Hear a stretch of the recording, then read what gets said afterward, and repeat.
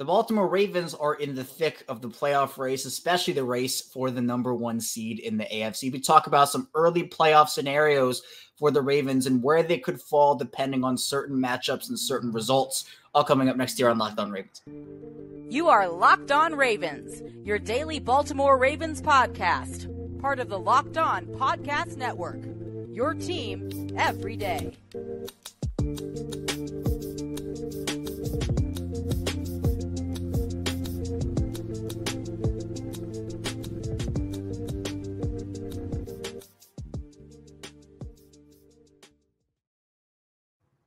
Welcome into another edition of Locked On Ravens, your daily Baltimore Ravens podcast. I'm here with you, your host, Kevin Oestreicher of Ravens Wire. And as always, we're here on the Locked On Podcast Network, your team every day. Thank you so much for being here on this Purple Friday, making us your first listen each and every day. Free and available on podcasting platforms. That's in video form on YouTube, audio form wherever you get your podcast. Be sure to subscribe, follow along. It is free. And today's episode of Locked On Ravens is brought to you by PrizePicks, the easiest and most exciting way to play daily fantasy sports. Go to prizepicks.com/LockedOnNFL and use code all lowercase LockedOnNFL for a first deposit match up to $100. Purple Friday means Qadry Ismail is in the building with us talking Ravens football and, of course, bringing his former player analysis, his Super Bowl analysis, and putting on his analyst hat here for us on Locked On Ravens and Q. The Ravens didn't play in Week 13, but I think they were the winners of the week just because of how everything went. You got each window, a good Ravens thing happened. The Steelers losing in the 1 p.m. window, the Browns in the 4 p.m. window. You got the Chiefs losing on Sunday Night Football. And then although the Bengals won, doesn't feel great to say that. It helps out the Ravens because you got the Jacksonville loss, and the Ravens are right in the thick of the AFC number one seed race right now. Yeah, I think if you had to say what is a best case scenario, it was this one. It was a scenario where you looked at all the teams, you looked at who was going to play who, and you kind of thought, well, I don't know, Pittsburgh, they should win that game. Oh, man, dang it. Jacksonville, they're on a hot streak. They're at home. Boy, they should beat the Bengals. Oh, boy, here we go. Kansas City, Jordan Love, he hadn't fared well against them. And I don't know if he's going to be able to withstand this kind of pressure, but he stood an immense amount of pressure and beat them in front of their Swifties as well as Simone Biles. So, hey, there's a good one. I just think overall it was good that the Ravens got a chance to rest and chill while their obviously division opponents battled it out. And then overall, as far as the AFC is concerned, the conference itself, the Ravens are right in the thick of it. And I think this time of the year, the biggest thing is you control your own destiny. And the fact that the Ravens are in control of their own destiny, that means it's about sustaining winning. And let's see what they can do against the Rams. Yep, and you mentioned the bye week being so good, and in the fact that they didn't play, they had their odds jump up. The AFC North title for them went from 73% that it'll be theirs to 86%, and then the number one seed went from 15% to 27%, the chance that Baltimore gets that. Now, they're not the number one seed right now. They're tied in the record department with the Miami Dolphins, but Miami has the conference tiebreaker over them. So it puts, if the season ended today, the Dolphins in the 1 spot, in the Ravens in the 2 spot. But Q, the big part of that is the Ravens and the Dolphins, those two teams face off later in the year, Week 17 at M&T Bank Stadium. So it's simple. You mentioned the Ravens controlling their own destiny. If the Ravens beat the Dolphins in Week 17 and they win all those other games, obviously that puts the conference record over Miami, the head-to-head over Miami, and you get a win on them because then the Dolphins would be one more in the loss column to Baltimore. So I think when you're looking at which matchup is the most important moving forward, I think a lot of people looked at the San Francisco game because, it's a big-time matchup, maybe a Super Bowl preview. But I tend to lean towards the Miami game and say that's the most important matchup remaining. It's tough for me because I know, yes, the Miami game is going to be a tough matchup. I think Miami is a finesse team. I think if you hit them in the mouth, they're a different style of a team. I think the Ravens have that ability to hit Miami in the mouth. Tyreek Hill is such a dangerous guy, but I believe you get the Tua, then you have an opportunity to disrupt that rhythm of their passing attack.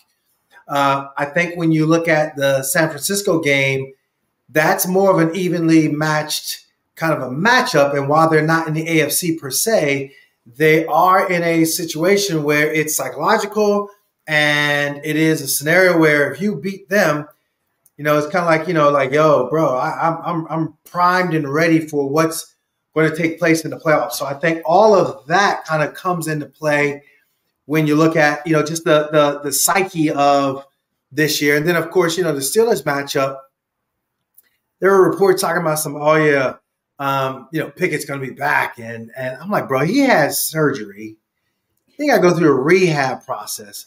Then you got to gear yourself up to play again.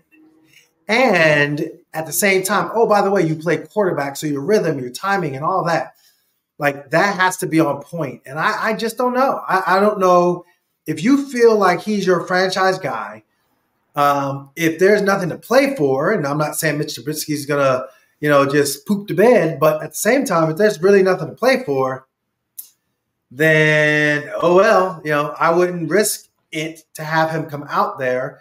And let's see who's the healthiest quarterback and allow ourselves just the opportunity to be competitive against a Baltimore Ravens team that is about to, you know, whoop up on us at home. They're our division rivals, and so be it. So, you know, the way it shapes out, I just love that you got an AFC juggernaut, and you also got, and I'm not discrediting Jacksonville. I'm not saying that Jacksonville's not going to, you know, whether or not Trevor Lawrence is there or not there. I know he has a high ankle sprain. They are extremely talented, not saying that at all. But take care of business against Miami, but more importantly, in my mind, against the 49ers. Now I think you're primed and ready to see something special as far as a run into the playoffs. Yeah, but both of those are statement games. I mean, I think if Trevor Lawrence is able to play in that Jacksonville game, and we don't know at this point because it's a brutal injury, but I think a lot better than the initial reports of what it could have been. But who knows if he'll be back from that ankle sprain in essentially 1.5 weeks at this point. But Q, I think it's really cool because you have, I think, a team that has come in, they've taken care of business, but this 5-game stretch is going to be where they get battle tested. And the argument that I always make about that 2019 team was they were so dominant that they weren't really tested a ton throughout that regular season, where they're stomping teams 59-10 and 45-6. Now the San Francisco game was good that year. The Buffalo game was good that year. I'm not saying they weren't tested whatsoever, but they're going to play a lot of these good teams here to round it out. The Rams, the Jaguars, the 49ers, the Dolphins, the Steelers, in that order. If you had to give an early record prediction, do you think they're going undefeated? Do you think they drop a game, or do you think it gets maybe worse than that? I mean, it's tough because 2019, they went on such an incredible run. The Lamar Jackson era was well established, and they had the knick-knack injuries. And I remember I think it was Mark Andrews with the heel. I think Mark Ingram had a foot issue. And it just seemed like the wind was just taken out of their sails and just looked different. Now, with all that said, I think this defense is far and away better than that defense was. You didn't have Roquan Smith. You didn't have a dynamic Kyle Hamilton. You didn't have a hot, Matabike, and then just this guy that came out of nowhere who, I got to admit I was wrong about, and Jadeveon Clowney. I mean, they got this playmakers all over the field. You got a motivated PK. Let's not forget about him. I just think their defense is just like it's a different flow, different style. And with that defense comes an opportunity to go deep into the playoffs. I think, if anything, I don't know if it's about – I'm not saying that they can't go undefeated. The way in which it's an any given Sunday kind of proposition, I would say possibly Jacksonville or the 49ers. Because of the fact that it's a road game, I'm like, because of the fact that it's Christmas and a road game for a 49ers team that is a really good football team, and they look equal, that to me is where I'm like, there could be some potential of trouble.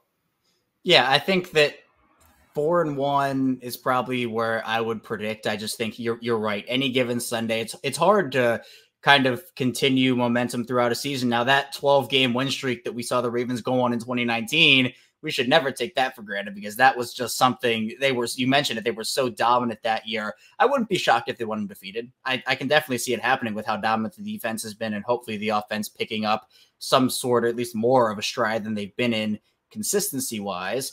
But you always have to account for maybe a loss here, maybe a loss there. But I think they're probably going to win the North. They're definitely getting in the playoffs. I mean, unless there's a historic collapse from this team. And coming up in the second part of the show, we'll round out this conversation by running some of those numbers with some scenarios, and also talking about how the Ravens should be feeling as they exit that bye week. So be sure to stay tuned. A lot to get to on the show.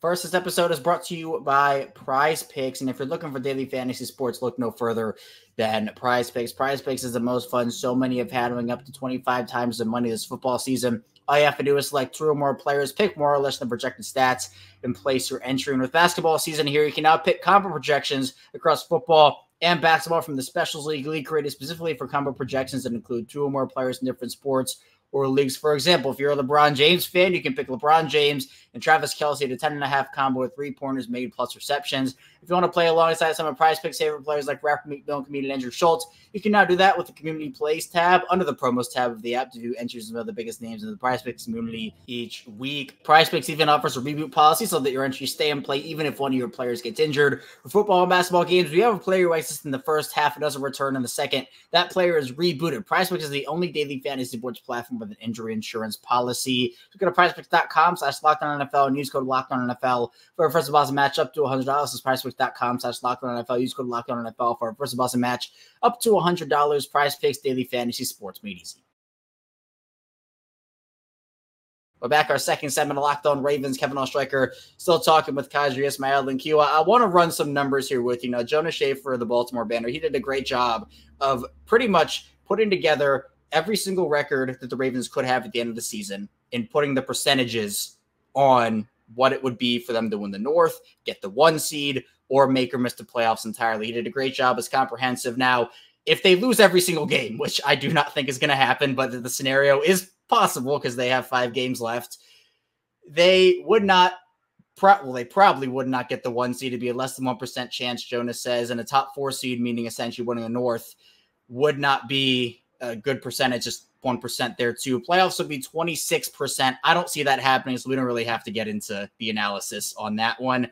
10-7 would then be going 1-4. They would still have a 3/4 chance and 99% chance to make the playoffs, but the 1 seed would probably be out of the picture at that point, and the top 4 seed would be 9 to 59%. Now 11-6, that'd be 3-2. So maybe they drop, you mentioned Jacksonville, San Francisco, maybe they lose both of those games. They'd have a more than 99% chance to make the playoffs, but the number 1 seed again would be less than 1%. Winning the North would be 48 to 92%. 12-5, they'd 100% make the playoffs. The number 1 seed, it depends who they would lose to. And Jonas says that beating the Steelers matters in a 12-5 scenario, but beating the Dolphins and Jaguars does as well. 13-4 going, that's 4-1, 100% chance to make the playoffs. They win the North in this situation too. But they would want the Steelers to actually beat them, because if you want the 1 seed, you have to have the Dolphins and Jaguars have a loss to the Ravens in that situation. Then if they go 14-3, we know the situation. 100% playoffs, 100% 1 seed, 100% North. That's the scenario you want. So it seems like, again, there are some scenarios where maybe it's okay to lose to Pittsburgh, but you still win the North. But that Jacksonville and Miami game, it's a conference game, and they're still vying for the 1 seed. So those percentages you want anywhere from obviously 5-0 to 3-2. Once you start getting into the 2-3 range, you're not sitting pretty if you're the Ravens. Yeah, and I think that's the ultimate goal, is to get to that number 1 seed, to get that bye.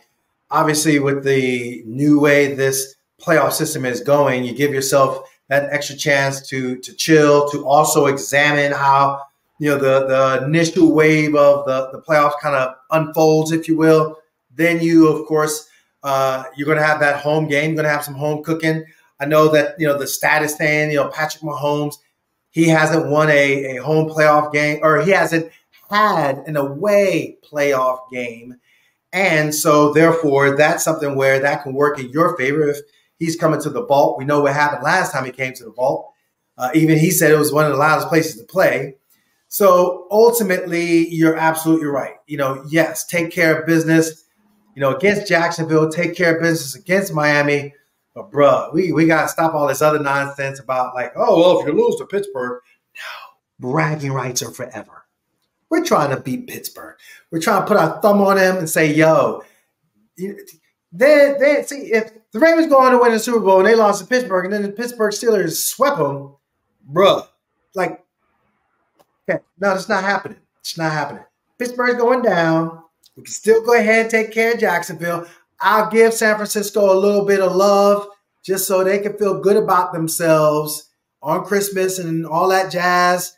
But Super Bowl time, if they get through the NFC and Dallas and Philly and whomever else is hot at the time, if they get, we'll worry about all that later. I can tell you're still a Raven because I think when you're the most passionate, it's those AFC North rivals. You go with the Browns and the Steelers and the Bengals. I know you're a Raven at heart, Q, and I absolutely love it. But I also think that with all these scenarios playing out here, part of it is with the 1 seed. I've seen on the social media waves that there are some fans who are a little worried about getting that 1 seed because last time we know what happened with the rest factor. Baltimore decides to rest their guys in week 18. Then they come out in the Tennessee game. And I do think you talked about those injuries early on. Mark Andrews and Mark Ingram having those injuries did have a huge impact on that Tennessee game. But it's a factor because rest does happen. You get the bye week rest, but then there's the rust. It's rest versus rust, essentially. If you're the Ravens, I mean, obviously you want to win as many games as you can and get as high of a seed as you can. But for you, Q, is that something you want the Ravens to get, or do you want them to kind of have a 4-game playoff run where they can continue momentum and build it up over the course instead of maybe risking having it stopped because of a bye?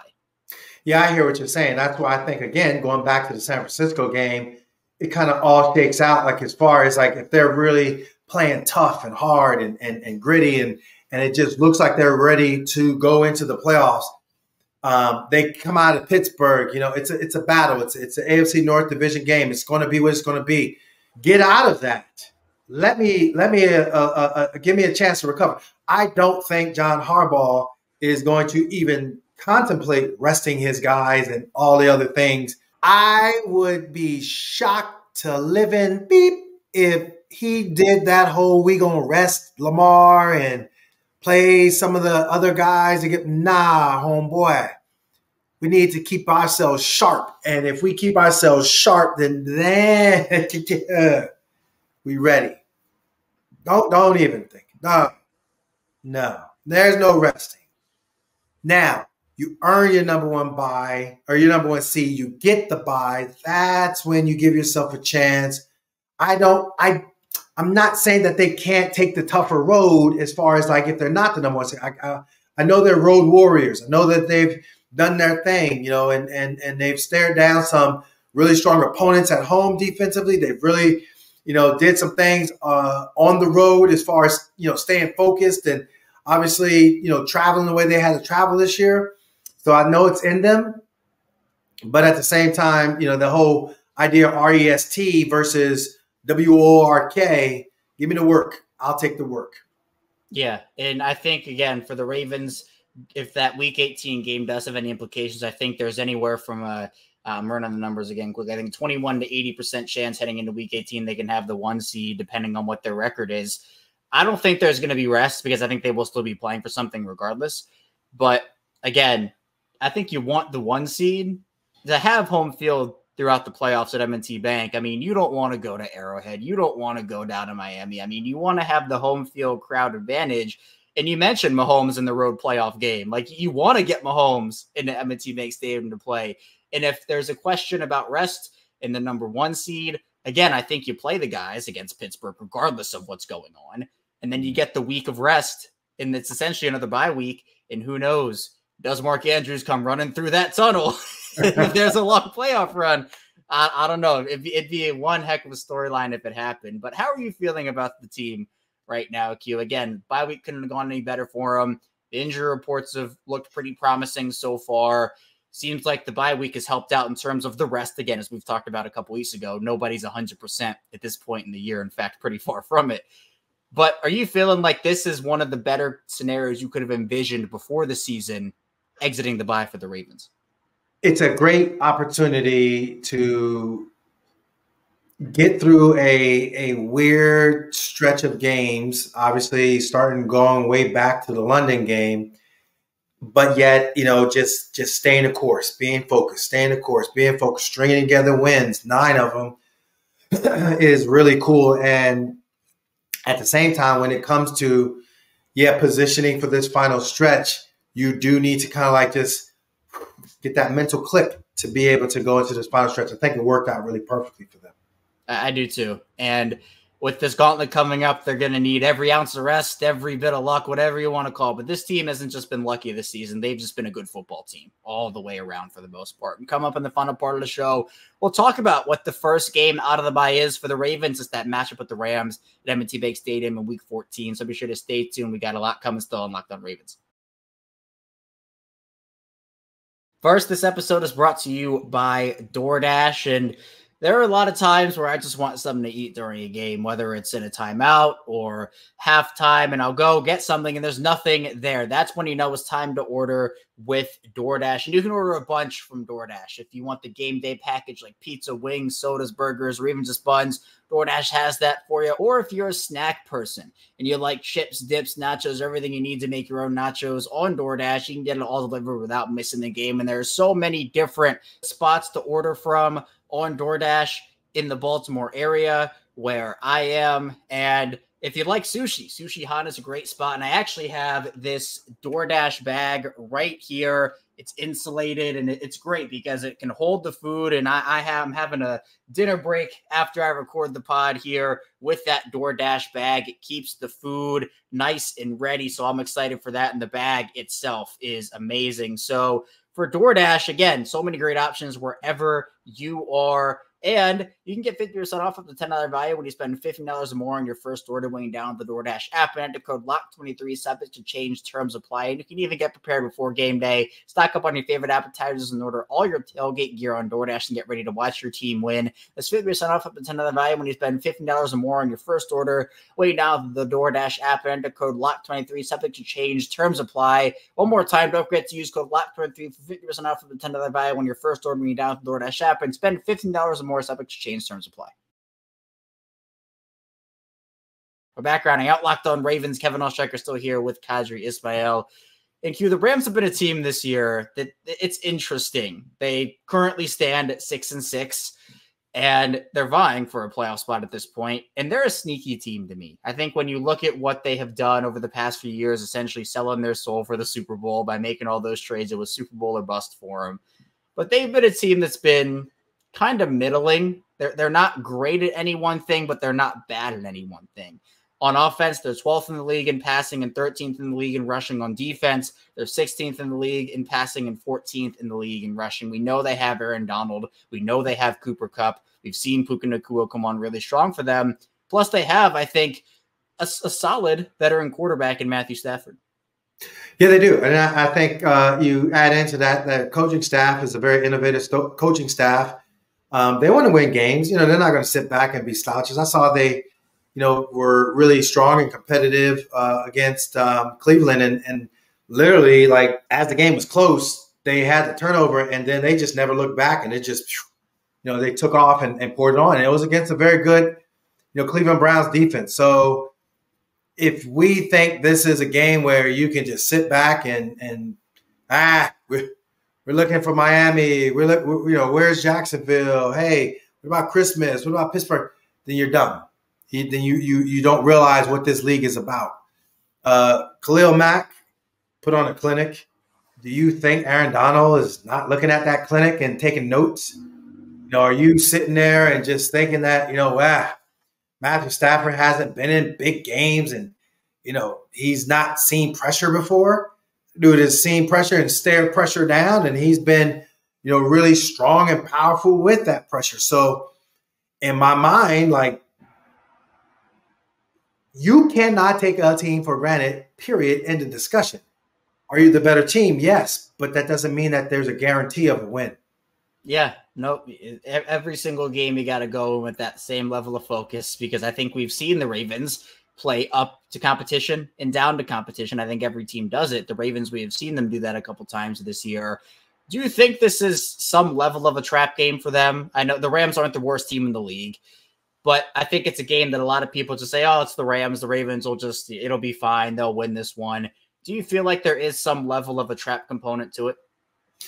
I mean, it can be a trap game because, again, you are 9-3. You came off your bye. Hey, look what they did against Cleveland. And you can kind of start playing tricks in your mind, like thinking, oh, it's only Cleveland, not realizing that Cleveland, they very much so, hey, they're a competent football team. When you look at Matthew Stafford and Nakua, I think his shoulder is still jacked. That's something that you got to concern yourself with. Oh, my goodness, are we going to, have them at full strength? And again, like, I forget what team was it, Pittsburgh or Indy, who wasn't at full strength and they beat us, and beat us bad. Or I think maybe it was Cleveland who they had some backup. I think it was Cleveland who had some backup. Cleveland was down to their 4th and 5th string offensive linemen. You see what I'm saying? You can't take it for granted. Don't do it to yourself. And I think that's something that should be fuel. Click on the Cleveland tape and look at that. And then all of a sudden you'll realize that, hey, man, we got to go out there and play our best. Yeah, I remember you and I talking about that Cleveland game and saying, well, look, they might be down to their 4th and 5th string guys, and they have the best most sacks in the league. And Deshaun Watson came out there in the second half on a broken shoulder and didn't have an incompletion. So you have to be ready for everybody. And part of it, Q, I think when you talk about a weakness, whether it be on offense or defense, defensively, you look at the rushing defense and you see they're 22nd in the league in rushing in terms of net yards per attempt right now. I think a little bit of that has to do with they've had a couple of really bad games and they've had a couple of really good games, but it's definitely not up to the level the pass defense is. Then you look at what the Rams have been doing. Kyron Williams, their running back, just came back from injury reserve a couple weeks ago. He's averaging 5.1 yards per carry, has been incredible this year. Plus, the Rams have one of the best guards in football, if not the best guard in football right now, in Kevin Dotson, who Pittsburgh traded for peanuts, essentially, for no reason. But it's going to be tough in the trenches because you have Jase Medical, you have Michael Pierce, all these guys who are playing at super high levels, but then that Rams offensive line, they're no slouches either. So if I'm looking at some matchups, I'm going to be really interested to see if this is another game where the Ravens kind of get bullied on the ground or if they can tighten up a little bit and stop what I think's been a pretty solid rushing attack for the Rams this year. Yeah, see, and that's again, like that's attitude, that's playoff football. That's, hey, if we really want to get to where we want to get to, we're going to have to be more assignment heavy and discipline as far as making stops, period. You just can't, you cannot advance in the playoffs if you can't stop the run. And I know that this is a passing league, but you see those teams that are good teams, they have a physicality to them and they're able to run the football. And I think even you look at the San Francisco Eagles game, that their ability to run the ball sets up that RPO action and it sets everything up for you in a positive way. Let the Rams be the first team to be put on notice that we ain't messing around. We're about to go out there and handle our business and show them we're the physical team. And this defense is physical. I think when I look at one word for this defense, I definitely go with physical. I want to leave with this, though, Q. I don't know if it's just me. I know some people are going to get on me because they're going to be thinking I'm jinxing it. I'm not trying to jinx it. I'm not trying to do it. But you look at the health situation all year for them. It was brutal. It was brutal the first couple of weeks. It seemed like they were losing 4 starters every game for the first 3 weeks. But those weren't season-ending injuries outside of J.K. Dobbins. All those guys, a bunch of guys have gotten injured again, then come back again. But it's really only been J.K. and Mark Andrews who have been the two big season-ending injuries, assuming Mark's is season-ending this year. David Ajabo also with the partially torn ACL there.